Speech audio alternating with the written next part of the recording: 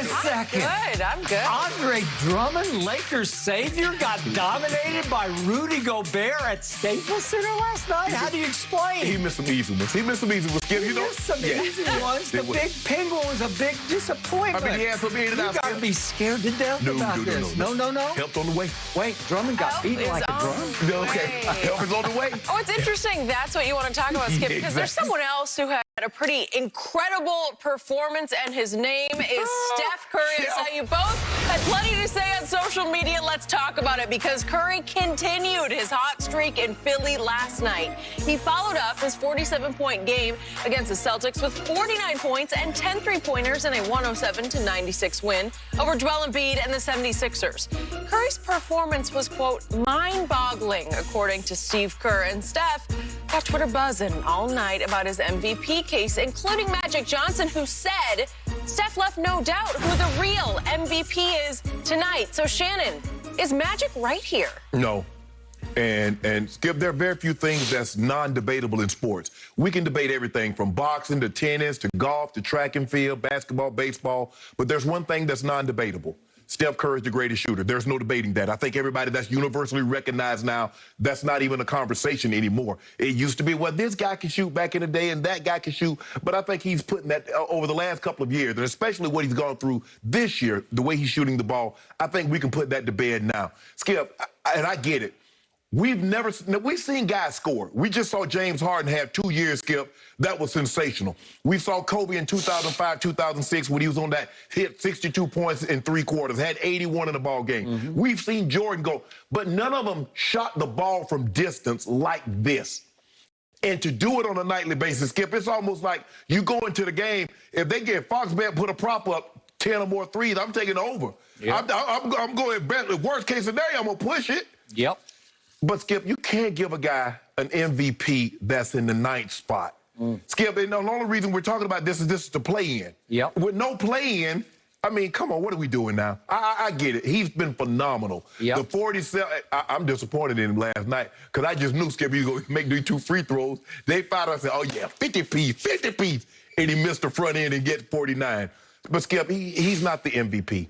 He's unbelievable. But you can't give a guy that's in the 9th slot. Because so where does it stop, Skip? Pretty soon, if you just take a guy that's having a sensational season and says, okay, he's doing this, no matter where he is, he's got to be the MVP. And you can't do that. If he played 82 games, and this is about 46 wins, but 46 wins and you're in the 8th spot, you're in the 9th spot, you're giving someone the MVP because they have a sensational, and he's been sensational.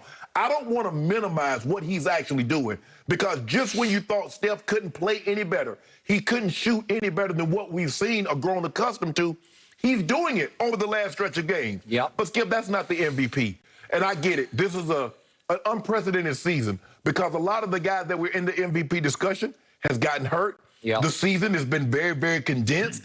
Yep. And so it's brought a lot of people into the MVP mix, Skip, that probably wouldn't be there had this been a normal season under normal circumstances. True. But because this is not a normal season, under normal circumstances, we get a lot of guys in the mix. But are we going to just discount what Joke did last night? 47, 15, and 8. They were down by 12 with under 4 minutes to go, and he brought them back? Double overtime. Double overtime. So are we just going to discount that? Steph has been unbelievable, Skip. He has.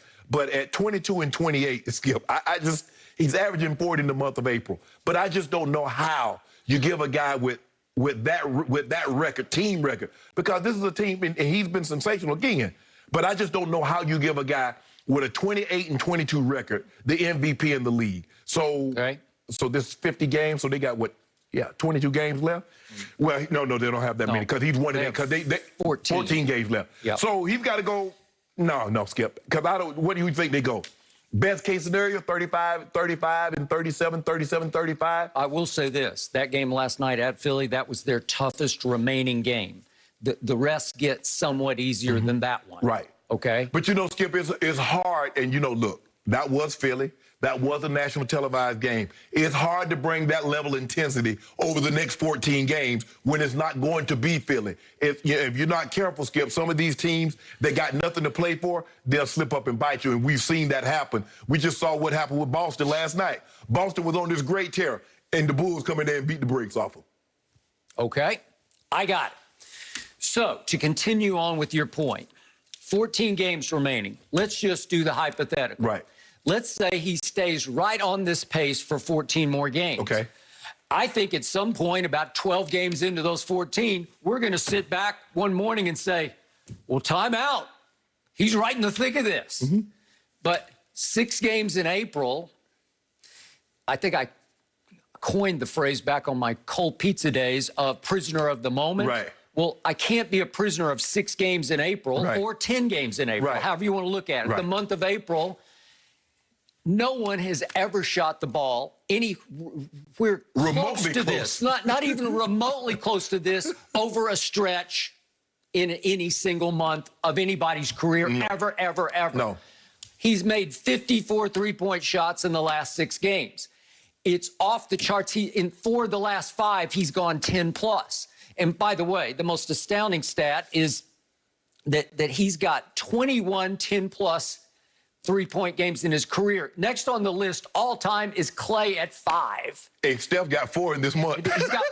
No, I think he's got 6 this month. He got 6 this month? He's got 6, which is had more this month than Clay, second place, has had for his career. If you combine the next guys on the list, they don't have as many as Steph. Okay, so if we want to do the all-time MVP of the month of April, Steph just won it. I'll give you that. Because this is impossibly, utterly great. Yes. Steph has always led the league in oohs and ahs. Yes. Because last night was an ooh and ah game because he went 1 for 8 in the third quarter, and I thought, uh-oh, this is going to be a game. Right. Now, remember, let's have some context here. Philly is without Ben Simmons last night, who had some kind of stomach ache. They said it was non-COVID, but he was ill. Right.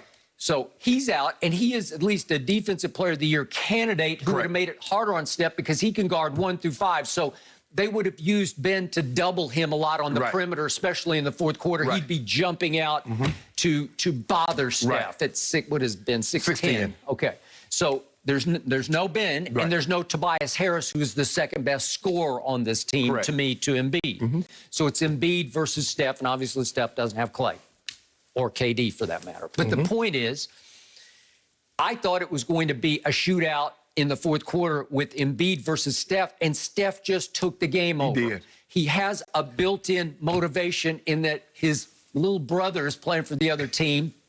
And remember, Doc is the father-in-law of Seth. Seth, okay. Doc's daughter. Okay, so I'll get this right. So Steph's sister, he visited yesterday in a family reunion featuring, it was the day before, with Doc and brother. Right. Okay, so it's quite a family affair, but Steph rises to the occasion against brother. You ain't supposed to do little brother like that, Skip. Okay, well, you know how that goes, right? I do. Okay, but he really rose and shone in the fourth quarter. If Steph Curry is going to make 5 out of 5 three-point shots in fourth quarters, it's just game over. Yeah.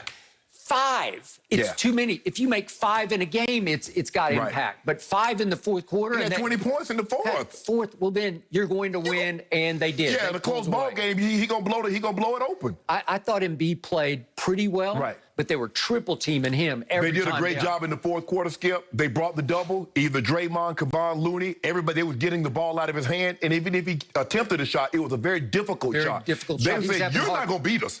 He was having a hard time even putting the ball on the floor. Correct. He did have 8 assists, which I was proud of him for because he finally just said, okay, if I can't do it, somebody's got to be open. Do it. Okay, so we get that. Now, let's go biggest picture here. This is just April. This hot stretch, a hot stretch unlike any we've ever seen, has only occurred over the last 6 games. But if we look hard at what happened to this team before April came, they came into April at 23 and 24. Is that great? Right. Right now, they're a 500 team. Is that great? To your point, they're sitting in the 9th spot. Right. Okay? If they could continue to stay on fire thanks to him, and let's say he rallies them all the way up to the 6th spot where they even missed the play-in tournament, right? Right. And remember, Dame's not playing right now. He pulled his hamstring. Seems like everybody's pulled their hamstring. That condensed package, that wear and tear every night. I got it.